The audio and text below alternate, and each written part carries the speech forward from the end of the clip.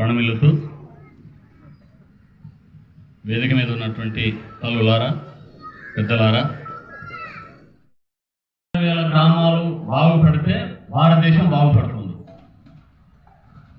అందుకోసమే ఆర్ఎస్ఎస్లో గ్రామ వికాస్ అనేటువంటి ప్రత్యేక సంస్థను ఏర్పాటు చేసి మన హిందూ మతము ఇక్కడ వీళ్ళంతా భద్రంగా జీవించాలి. పని లేకుండా ఉండదు, పని చేయకుండా ఉండొద్దు, ఏదో ఒక పని చేయాలి. శ్రీకృష్ణ పరమాత్ముడు చెప్పాడు భగవద్గీతలో కర్మణ్యేవాధికారస్య అనేటువంటి ఆ శ్లోకంలో.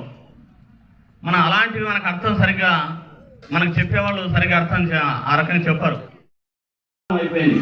అమ్మవారికి హారతి ఇచ్చే దగ్గర నైవేద్యం పెట్టి అక్కడ ప్లాస్టిక్ ప్లేట్ పైన పెట్టుకున్నాం అమ్మవారికి నైవేద్యం. జై శ్రీరామ్, జై శ్రీరామ్, జై శ్రీరామ్. ఈరోజు గుమ్మయ్యగారిపల్లిలో మారమ్మ గుడి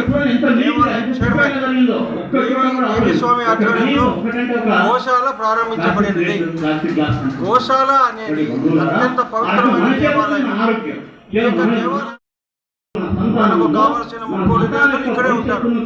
మనకు కావలసిన ఆరోగ్యం అంతా గోమాతే మనకు తప్పకుండా అనుగ్రహిస్తుంది. గోవును సేవించడం ద్వారా ముక్కోటి దేవతల్ని సేవించినటువంటి పుణ్యఫలము మనకు దక్కుతుంది. మన గోమాతను ప్రేమించిన వారే, ముక్కోటి దేవతలు కూడా గోమాతను ప్రేమించిన వారే.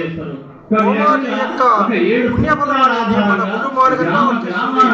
మనం ఆరోగ్యము ఎల్లప్పుడూ సంతోషంగా ఇటువంటి కార్యక్రమంలో మనం పాల్గొని గోమాత సేవ చేస్తే మనకు పుణ్యఫలం దొరుకుతుందని మీ అందరికీ మేము వినయంగా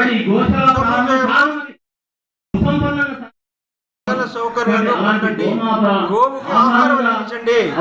బజార్లో తిరిగేటువంటి గోవులకి అరటి పండ్లు మీకు తోడినటువంటి ఆహారం గోవులకు అందించి పుణ్యఫలాన్ని పొందాలని విశ్వ హిందూ పరిషత్ జిల్లా ప్రముఖ్ గోరంట్ల జిల్లా ప్రముఖ్ నేను. అంటే మొత్తం అంతా ఈ సత్యసాయి జిల్లాకంతా వస్తుంది. అది సత్యసాయి జిల్లా ద్వారా గోర కిరణకు శ్రీరామ్, జై సర్వ దేవతలు అందరూ వాళ్ళలోనే ఉన్నారు.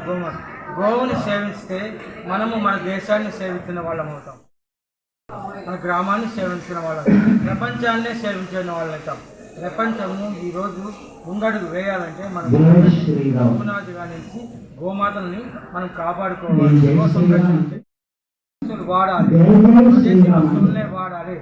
ప్రభుత్వం విశ్వ హిందూ పరిషత్ ప్రయత్నంలో గోశాలను ఏర్పాటు చేస్తున్నారు. వారికి ఎల్లవేళలా మా సహాయ సహకారాలు ఉంటాయని చెప్పి తెలియజేస్తున్నారు.